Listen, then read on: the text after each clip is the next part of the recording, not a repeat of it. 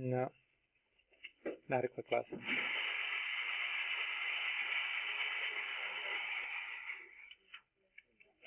Okay, so if you look at the title of this, which comes from the book, is Solving Polynomial Equations, right?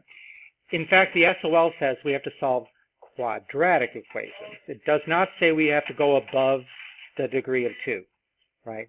So that's all we're really worried about here. But some of the ways we solve them will actually work for higher degrees of polynomials. That's just something we do at the next level, not now. Right? So we have to learn how to solve the equations, and we have to do what we call factoring. So we'll learn what it is to factor. You know, it's the scourge of every high school student. Factoring. Okay.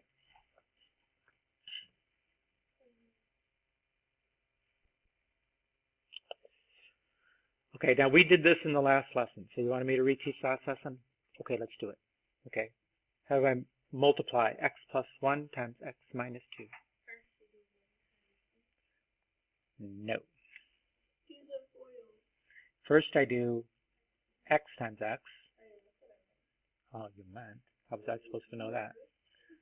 So first I do these two, right? X squared. Right? Then I do the outer minus 2x. Then I do the inner, which is 1x. And then I do the last, which is minus 2. So this is x squared minus x minus 2. True? Good? No argument about that?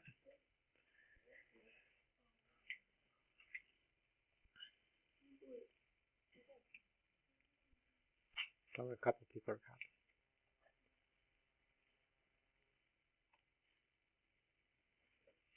You good? Kate? Victoria? Okay. Okay, so the one is called factored form, right? When you write it like two binomials being multiplied together is a factored form. You know, why would you call that a factored form? Because when you multiply, each individual part of that is called a factor, right? X plus 1 is a factor, x minus 2 is a factor.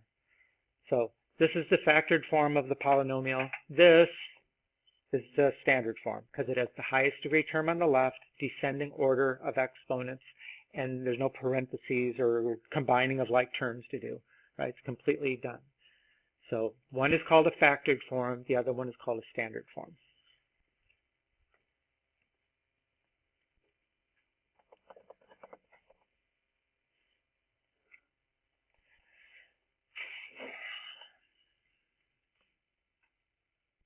Okay, we're good.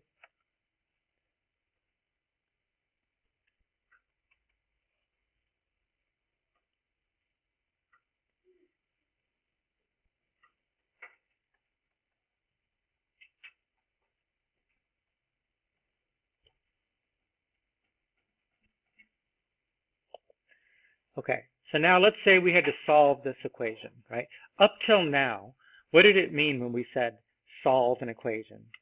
It meant to isolate the variable on one side of the equal sign, right? And the answer then would be everything that was on the other side. You know, if it's just a number, it's a number. Sometimes if there was more than one variable, it might be one variable equals some expression on the other side, right? But if you have a quadratic equation in standard form, specifically quadratic trinomial, right, in standard form, you've got x's here and here, right, in two places, and they're not like terms, so I can't put them together. So there's no way to isolate the variable when I'm looking at this right here, right? That's a problem. So standard form equals 0, no way to isolate the x, can't solve the equation. Okay. Now if I look at the same, if I change that to the factored form, now I have some other possibilities, and that's what we're learning about today, is that when I'm looking at the factored form of a polynomial, in fact, I will be able to solve that for x. Okay, and I'm not going to do it yet here. I'm just showing you. The previous slide, can't solve. This slide, we can solve. Right, let me go back and write.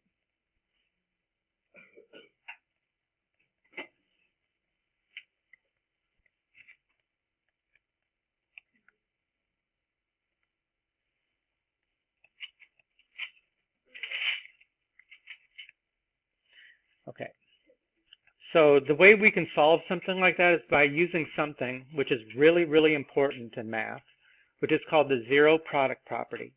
Right? The zero product property says that if you have a product and it equals 0, right, then it must be that one of the factors equals 0. Right?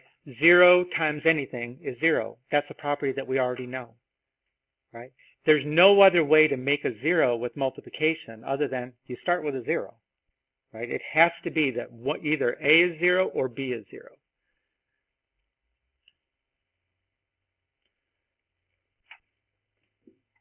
Now the key parts of this are you need factors on one side, you need 0 on the other.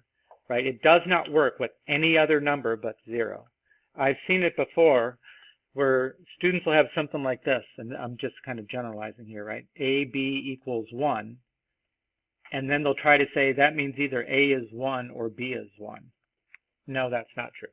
We don't have a 1 product property. It's a 0 product property because 0 times anything is 0. Okay, so that is not good. Let me change colors so it's emphasized. Can't do that.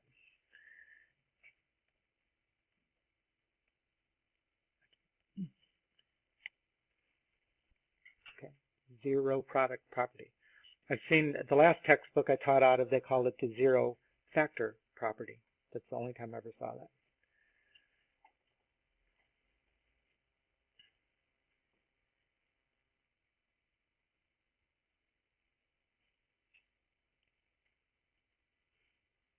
Okay.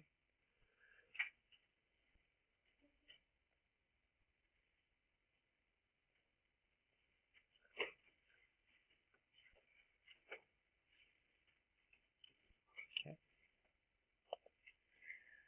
So, according to the 0 product property, since this is a product and it equals 0, that means either the first factor equals 0 or the second factor equals 0. So I'm going to set up 2 equations now. One of them will be x minus 4 equals 0, and the other one will be x plus 2 equals 0. One of those has to be true in order to get a product which equals 0. Now, when I take those individual linear factors like that and I set them to 0, in fact, these, I can isolate the x, right? I couldn't do it with the standard form of a quadratic, but I can do it with each one of these linear factors, right? So how do I solve this one for x? Plus 4, right?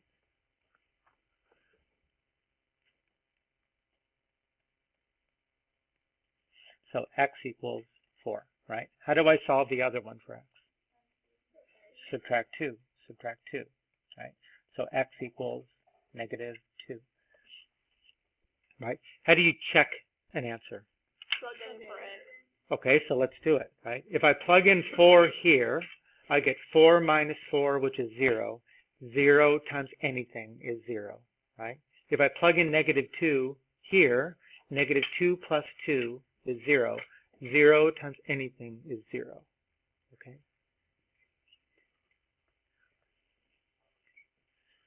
So notice something. Well, go ahead and try this one. You try this one. What's the answer? Like the work? The answer is x equals 4 and x equals negative 2. I mean, which you can write like this, right? You could say x equals 4, comma, negative 2. So try to solve that one. Kind of basic, okay? It's just silly, simple stuff, maybe because we're doing it right at the beginning. No, this is a really important property of math that you use over and over and over again. And the principles of it are exactly this. It doesn't change. So we have a product equals 0. We have factor form equals 0. So we set each factor to 0.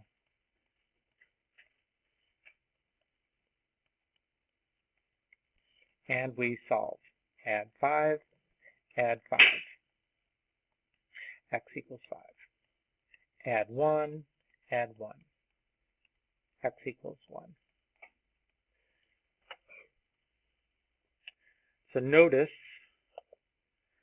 The quadratic equations can have two solutions, right? We're used to having equations that have one answer. Now we're going to have equations that have two answers. Because the degree is 2, there's 2 answers. Now, we don't have to solve cubic equations, right? We only have to go up to quadratic, but how many answers do you think we would get with a cubic? 3, right? And a quartic? 4, right? And a quintic? 5. Okay, pretty much that notion right there is called the fundamental theorem of algebra. The fundamental theorem of algebra, right? It's really important that for whatever is the degree of polynomial, that's how many answers you've got. Now, it's a little more complicated than that because sometimes those answers aren't real numbers. They're what we call imaginary numbers, but that's something you'll deal with later on. Okay, so last lesson, we multiplied polynomials to put them into standard form. You know, this lesson, we want to do exactly the reverse. We want to take standard form polynomials and write them as a factored form, because that'll allow us to solve the equations, right?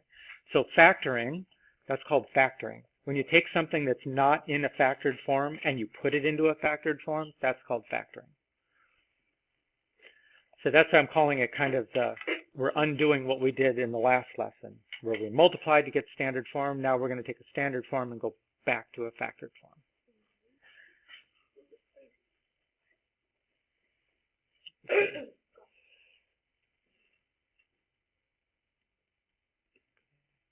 Okay, here we go. So here's all the different ways that we can factor. Only a few of them we're going to do, okay, in this class. I mean, in Algebra 2, you'll do them all.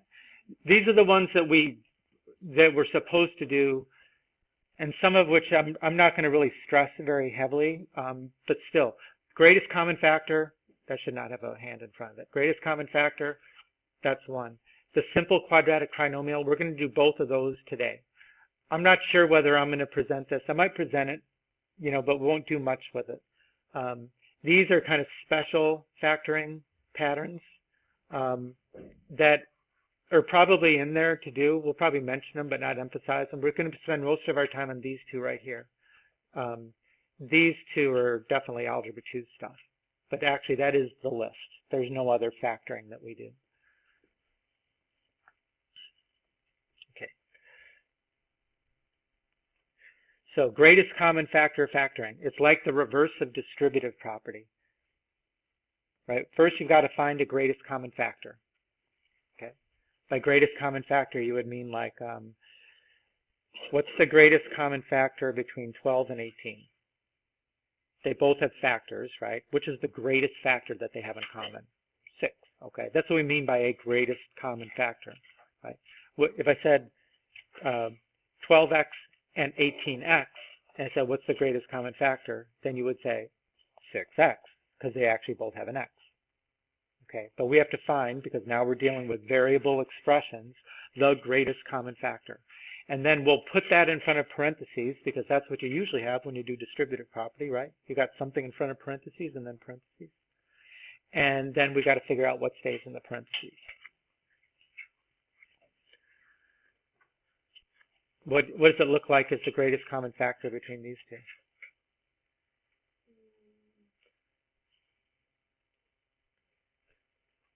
They're both even. They're both even, right? So they got to be at least a 2. They could have 3, but they have 6 would be the biggest of them all, right? So I can put a 6 divides into 12 and 6 divides into 42. So the greatest common factor, I would say, is 6. So that means take the GCF and put it in front of parentheses.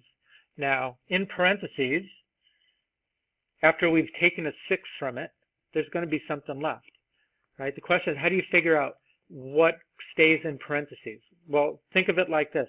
Whatever stays in the parentheses, if you do 6 times that, you get 12x. So 6 times what equals 12x? 2x, right? One way you can do it is just divide 12x by 6. What do you get? 2x.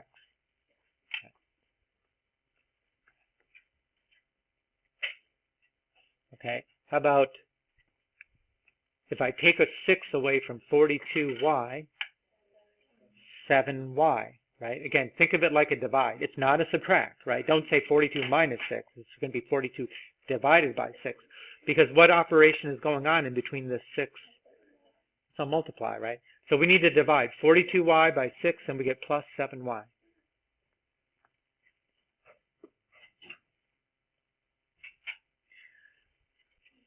So how could you check to see if that's right? Distribute, you know? Just do distributive property and see if you don't get back to what you started with. Right? These should be two different forms of the same thing. This is factored form, this is not. Okay.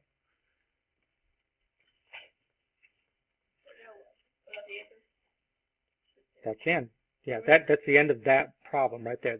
You're looking for something in factored form, and then you stop. Okay, so let's factor this one.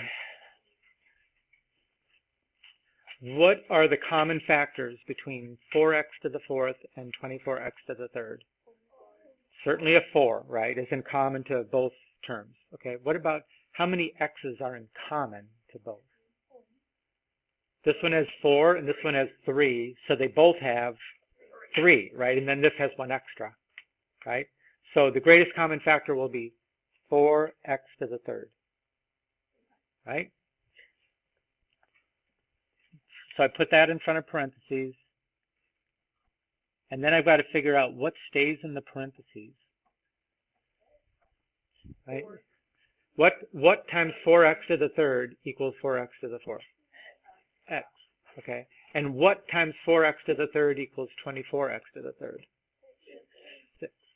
X, yeah, x plus 6. So again, you could do this by divide, right? Once you've found the greatest common factor and you put it out in front of parentheses, then you can divide 4x to the fourth by 4x to the third, right? Now you're using properties of exponents. Do you have a question? Here? No, because then if I just had a 1 there, then 4x to the third times 1 is 4x to the third, right? So there was 4 x's in there. I need to keep the 4 x's. I'm not trying to change the value of anything here. Yeah. How do you get the 4 x's? Well, what's the greatest common factor between 4 and 24? 4, right? And then that means that this is 4, and this has actually got a 4 times 6. It's a factor, right? This is 4 x's and only 3 x's here. I mean, this one here you could say is x to the third times x, right? Using properties of exponents. So now they both have an x to the third. So that means I can take that out in front of parentheses, and the x stays inside. The extra x stays right there. But in the end, I mean, it's properties of exponents that's allowing us to do this stuff. Okay. So let me guess. The next is your turn. You try. Factor. What was the greatest common factor? So you take the 7 in front of parentheses. Okay, if I factor out a 14m from 7 from 14m, what's left? 2m. Right? And again, it's like if I divide 35n by 7, I get 5n. Okay? And again, how could I confirm that? Check it. Distribute, see if we get the same thing. Did you put like 7 in? No. You can't have an m on the outside because there's not an m in this one. It's an n. Yeah, those are different letters. You're not the only one. So we should use different letters that wouldn't confuse. Okay. So solve by factoring. So now that we know that one method of factoring, which by the way is the most important method of factoring, is greatest common factor. You always look for greatest common factor. We're going to learn another kind of factoring after this. And a lot of times students, if they don't see something that looks like that, I don't know what to do. But greatest common factor is always, you always have to check for it anyways. Okay, so let's see. So we're going to solve by factoring. Well, the only thing we know how to do at this point is greatest common factor. So what is the greatest common factor between 2x squared and 8x? Right? There's 2 is the greatest common factor between 2 and 8, and they both have at least one x, right? So I could take out a 2x. Right? So the greatest common factor will be 2x. Okay, what's left if I take away the 2x from 2x squared? Just an x, right? Okay, what's left if I take away 2x from 8x? Right? Plus 4 equals 0. Okay, again, you divide 2x squared by 2x, you get x. You divide 8x by 2x, you get 4. Okay, now we're not done, right? It said solve by factoring. So we're not done until we've got x equals something. Okay? But this is the zero product property. We have a factored form of a polynomial equals 0. Right? So how do we solve it? Exactly. We're going to set each factor equal to 0 now. 2x equals 0, x plus 4 equals 0.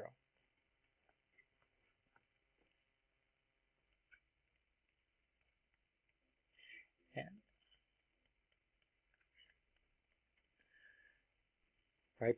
That's 0. When a product equals 0, then you set each factor equal to 0.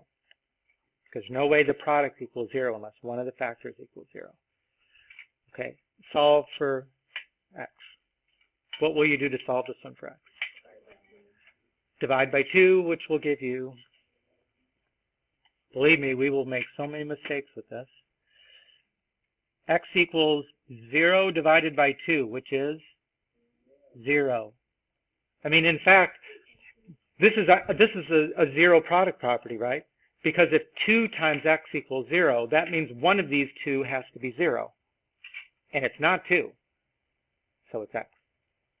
And any way you look at it, 0, right? Okay, solve this one for x. Minus 4. Minus 4, right? So it's x equals negative 4. Okay, so our answers are 0 and negative 4. Okay, how can I check my answer?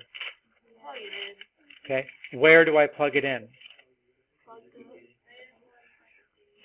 You've got to do it, you have to plug it in up here, because if you factored incorrectly, it'll probably check.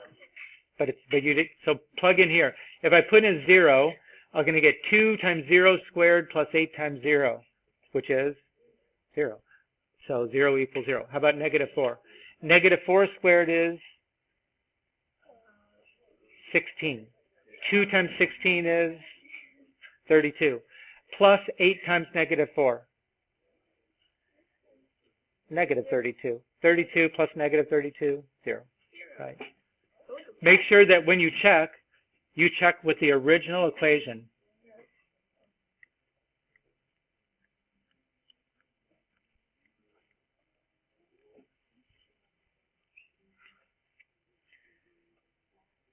Okay, let's see.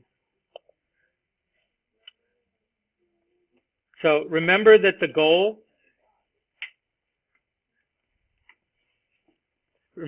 goal of solving by factoring is that we need a factored form equals 0, right? If you don't have a 0 on one side of the equal sign, you're going to have to do something to make a 0 on that side. Otherwise, the property doesn't work.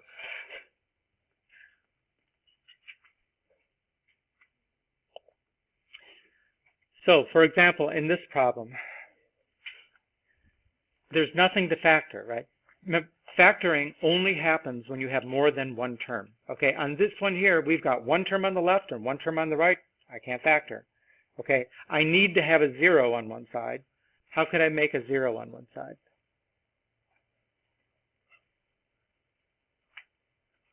I'm either going to need to cancel 6n squared over here or 15n here. Usually, you would subtract the 15n. You try to keep the squared term positive. You don't have to, but usually that's what you do. So you could do either one. But I'm going to subtract 15n from both sides. See what happens.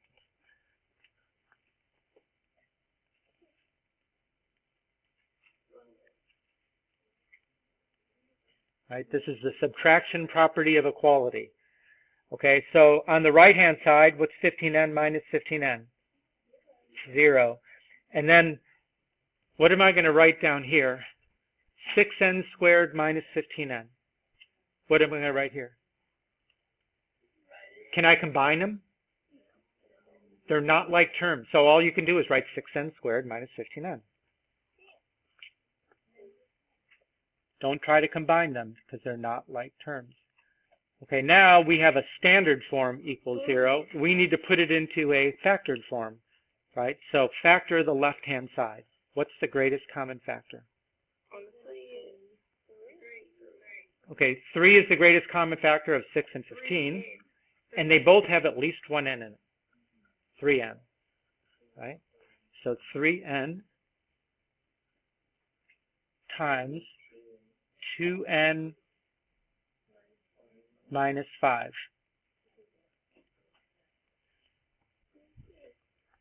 So we identified 3n as the greatest common factor. What's left when I factor 3n from 6n squared? 2n. Like 6n squared divided by 3n is 2n. Right? What's left if I take a 3n away from 15n? 5, right? And remember that it's minus. Okay, now we've got factored form equals 0. What do I do? 3n equals 0 and then 2n. You set each factor equal to 0.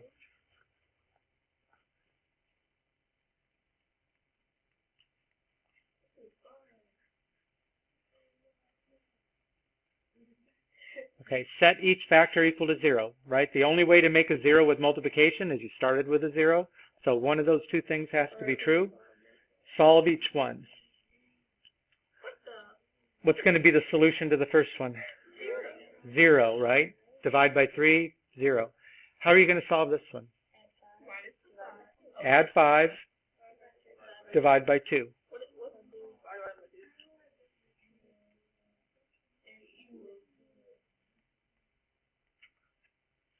So we're going to add 5.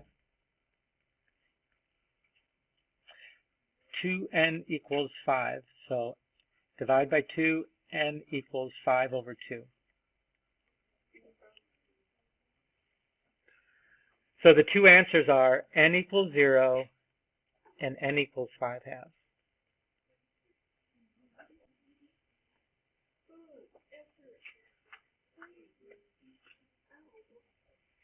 So again, if you get a problem like this, that doesn't have 0 on one side, you've got to make a 0 on one side, right? We are looking for factored form of a polynomial equals 0.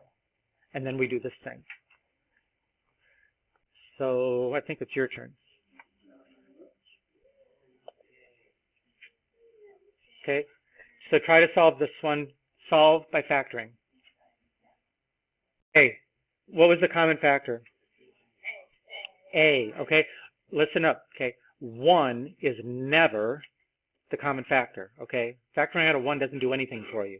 What do you get when you divide everything by 1? It's the same thing, okay? So don't ever say 1. 1 is not a factor, right? Now you're looking up there, you're looking for what's in common between those two. It should be obvious that it's an A, okay? You got to turn your brain on if you're just like, oh my gosh, okay? Think harder, right? I'm not going to be nice about it every time when it's like something like that. I mean, even read the two terms, A squared and 5A, okay? What was in common in what you just said? A, okay? Don't turn it into the theory of relativity here, okay? So A is the common factor. What's left if you take an A from A squared? A, right? And what's left if you take a A from 5A?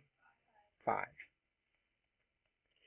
Okay, so that's factored form equals 0, okay? We still have to solve, okay? So now what do I need to do to solve it? Set each factor equal to 0. A equals 0, A plus 5 equals 0. Okay, so the first one's already solved. The second one, right, subtract 5, A equals negative 5.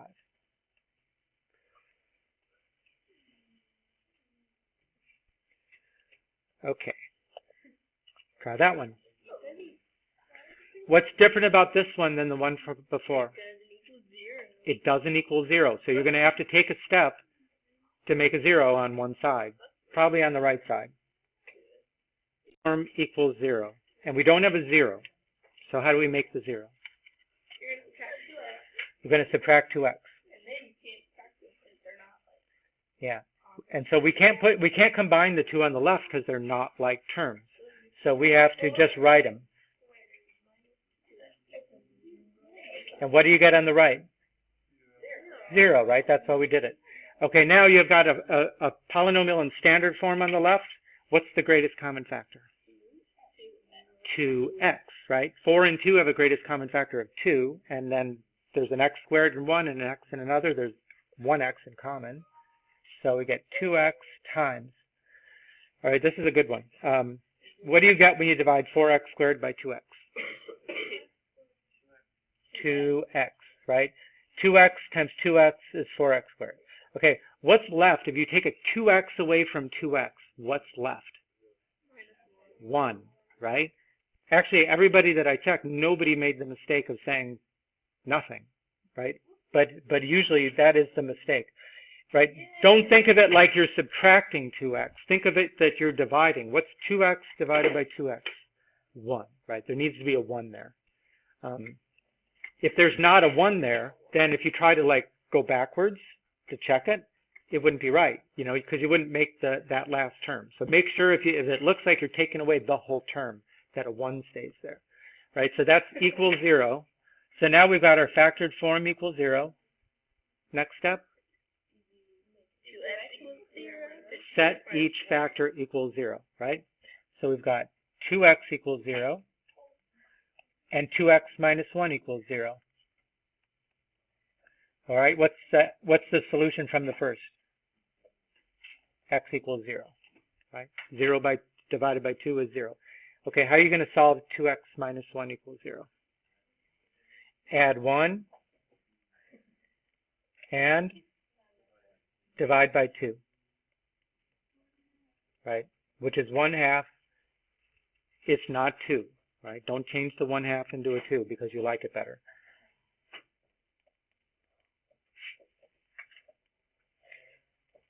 Okay? So that's probably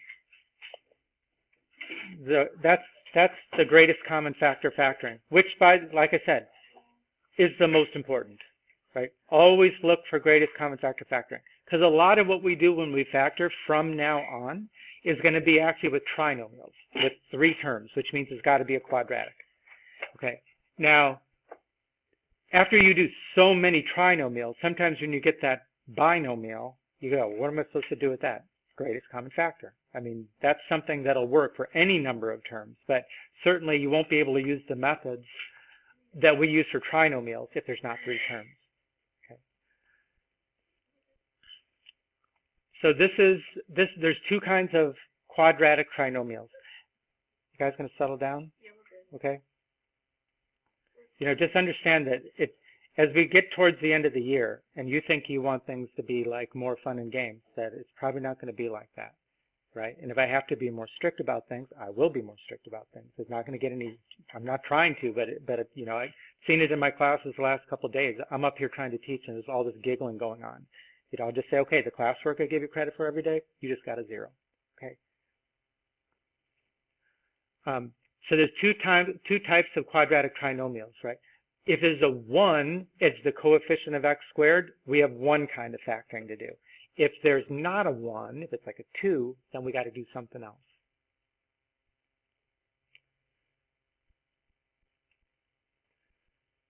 Okay.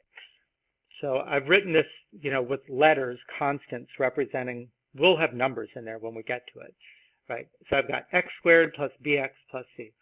We need to be able to think of the factors of c, the last number, that add up to b. That's going to be the thought process every time. Find the factors of the constant that add up to the linear coefficient, right, the middle term.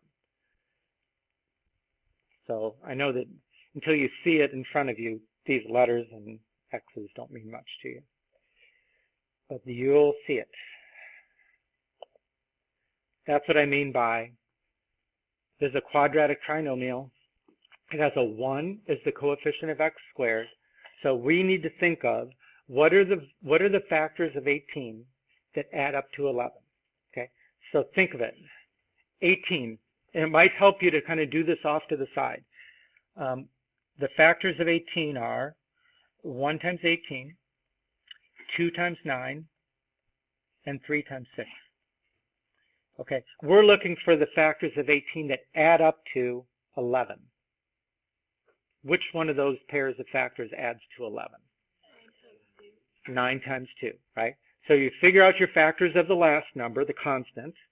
You figure out which pair of those add up to the middle number, 2 and 9, okay? And now here's the factoring. One step, right? It's just one step. X plus 2 times x plus 9. Done.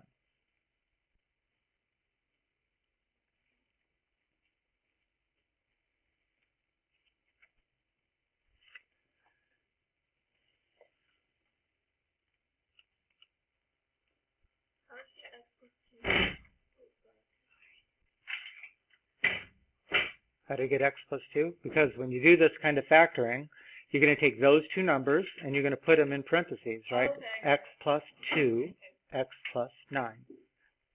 Right? If you want to see how that works and why it works, then you could FOIL it and see whether you don't get back to where we started from. In fact, if you do that, you'll kind of see why it works, right?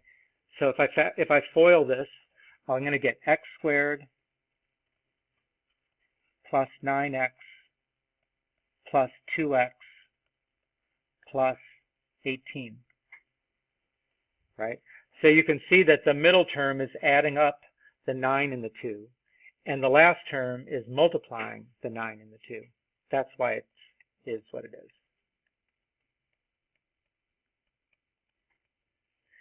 So again, we have to be thinking every time the factors of the last number that add up to the middle number, right? And then once we've got those two numbers, it factors like, you know, x plus that number, the two numbers, right? That's it. So let's try this again. Okay. Now this looks pretty similar, but there's one difference. What's the difference? And okay, sorry, when you choose to go to the bathroom, okay, you're not going to disrupt because of that. Sorry. You'll have to wait to the end. Or just pay attention now because we're doing the same thing every time, right? So what's different with this one than the last one? It's a negative 11, right? So think of it. Actually, I didn't write down all the factors of 18 because, yeah, 1 times 18 is 18, but so is negative 1 times negative 18, right? But what would I have gotten, or negative 2 times negative 9, but what would I have gotten if I added negative 2 plus negative 9? Negative 11, right? So when that's a positive number, that means either both the numbers are positive or both are negative. If that's a negative number, then they're both negative, right? So you got to look a little bit of the pattern here, right? Again, if the constant is positive, that means both factors are positive or both factors are negative, right? If the middle number is negative, they're both negative. So let's write our factors again, right? It could have been 18. If I write all the factors of 18, it could have been 1 times 18. It could have been negative 1 times negative 18. It could have been 2 times 9. It could have been negative 2 times negative 9. It could have been 3 times 6.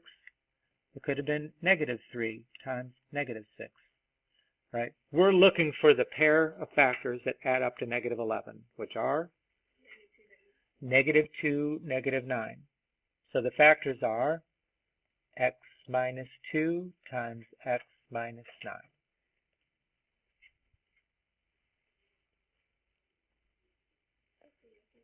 That's the answer. If the question is factor, then that's the answer. Question? Find the factors of that number that add up to that number.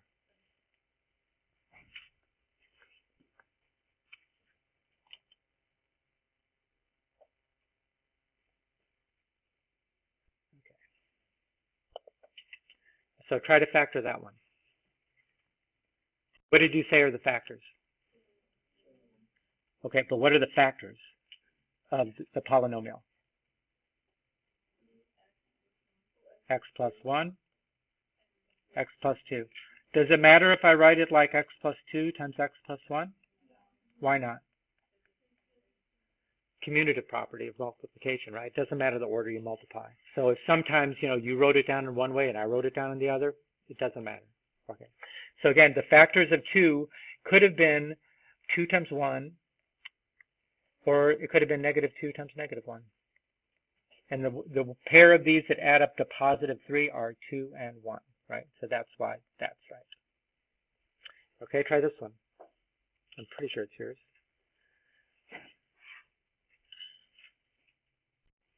So what did we get? Oh. Okay, so the factors of 10 that add up to negative 7 are negative 2 and negative 5. Okay, but remember, that's not the answer, right? Negative 2, negative 5 is not the answer. It's a minus 2 times a minus 5. So we could have had 10. The factors of 10 are, usually I don't really write down all the positives and negatives. I would just say 1 times 10, 2 times 5.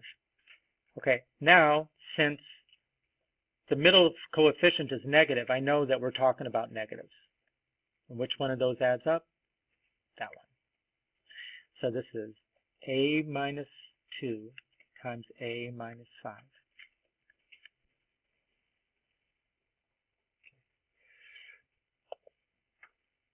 Okay, so this is a me. So again, let's think of it. This is the first time that we've had actually the constant term is negative. What does that tell you about the factors that we're looking for if the product is negative?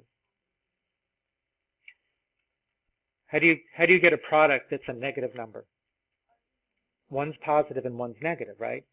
So which one is bigger? If the middle coefficient is positive, then which one has to be the bigger, the positive or the negative? The positive has to be bigger because when you add them up, you got a positive number. So we have to think of the factors of 15, right? So this is going to be 15 is 1 times 15 and 3 times 5. Okay? Because we know one of those two is negative, and because this is greater, is positive, it must be that the bigger one of these two numbers is positive, and it's the smaller number which is negative. Okay, now, which one of those adds up to 2?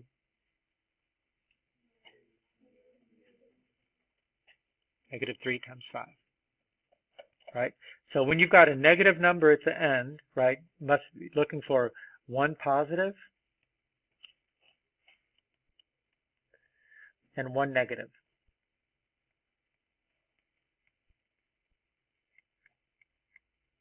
Okay, and because that's plus, that means the bigger is positive.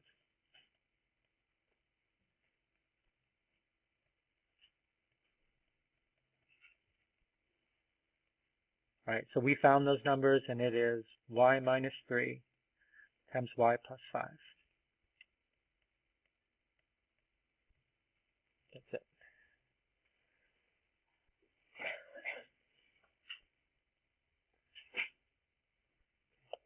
Oops, sorry. I didn't see Bree. You good, Bree? Okay. Okay, now look at this one. What's the only difference between the last one and this one? They're both negative. Okay, so again, because that number is negative, one positive and one negative, because when you add them up, you get a negative number. It must be the bigger one is now negative. Okay. So we're going to go through the same. Let's find the factors of 15. That would be 1 times 15 and 3 times 5. Right? So one is 1 negative, 1 plus, and 1 minus. Right? Because of this, the bigger, which is really what you say is the bigger absolute value is, the bigger is negative. So that means we should put negatives on the bigger of the two in the pair. And which one of them add up to negative 2? 3 and negative 5. So this one now is y plus 3 times y minus 5.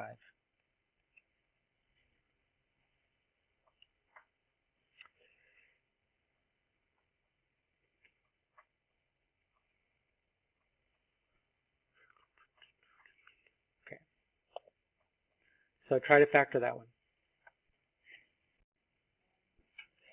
1 times 20, 2 times 10, and 4 times 5. Okay. 1 is negative, and 1 is positive. And because that's a plus, the bigger is positive, is plus. Okay, so in these bigger numbers over here where I wrote those 3 pairs, they're all positive. That means these are negative. So which one of those pairs adds up to 1? Negative 4 and 5. So how does this factor? Right? What are the linear factors here?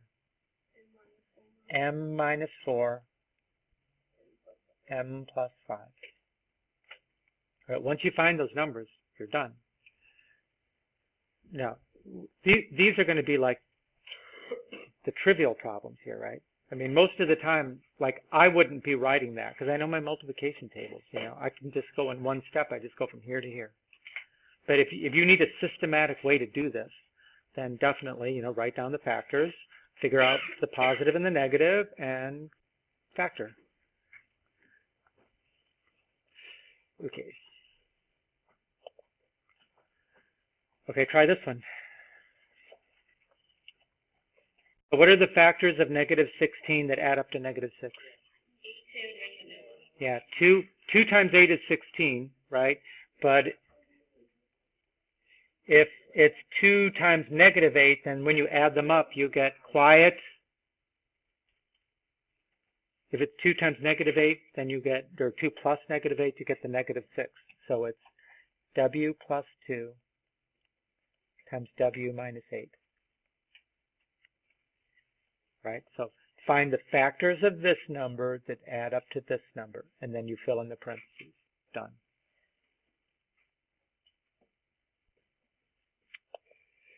So now we can solve. Now we got another way to factor, so we can solve more equations by factoring.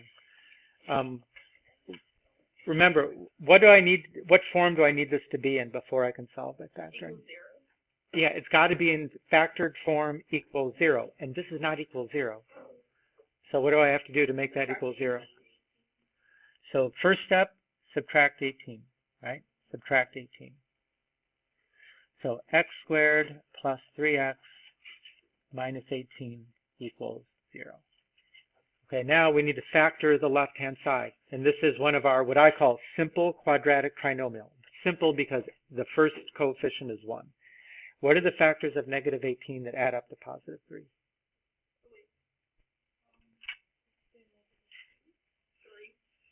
Okay, think of it now. 18 is 1 times 18, and 2 times 9, and 3 times 6. Okay? Now, one of those numbers is going to be positive, and one is going to be negative. Which one is the negative? The smaller of the two is negative because when you add them up, you get a positive number. So let's put negatives in front of all the smaller numbers. Which pair of numbers adds up to 3? Right there. So we've got x minus 3 times x plus 6 equals 0. Okay, now zero product property. What do I do now to solve this equation? You set each factor equal to 0. How do you know which one to use? What do you mean? What do you use? I don't know about you. Like you learn like two points, right? Look, so which kind of factoring would you use on this? Are there any common factors for those 3 terms? No. There is not. 1 is not a common factor, remember. So there's no common factor. So greatest common factor would not have worked, right? But this is that simple quadratic trinomial. It had a 1 here, and then, you just have to play with it. Are there factors of negative 18 that add up to 3? Okay, well, we found them, so there are. So we could solve it that way. Sometimes there's not. Not every quadratic trinomial is factorable. And if that happens, you just say it's not factorable. Okay. We have other ways to solve those kinds of equations, but the ones we're dealing with now, they're going to be factorable. So, that's how you know. Now, again, you would always look at this and try to determine if there's a common factor. Like, what if this was 2x squared plus 6x minus 36? Okay, then as a first step, you might factor out a 2. And then you would have a simple quadratic trinomial inside. Okay, last slide. So solve by factoring.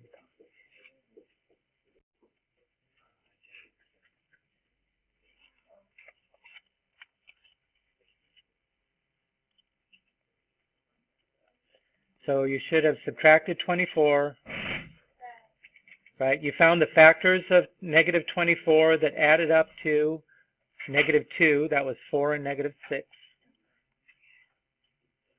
So we have s plus 4 times s minus 6 equals 0. And then we said s plus 4 equals 0 or s minus 6 equals 0. Now, last point, okay? Last point, now we're done. Is that a lot of times we actually, if it's just like 1s plus 4 or 1s minus 6, it's not really necessary to set up an equation to solve that. What value of s would make this equal 0? Negative 4. Okay, so I would just write down negative 4. What value of s is going to make this factor equal 0? 6. I mean, you can kind of by inspection just say negative 4 and 6 at that point. If you can't, then by all means set up an equation. But we usually don't set up equations to solve something so simple, right? You can just say s equals negative 4 and s equals positive 6. Done. Okay, long lesson, but an important lesson.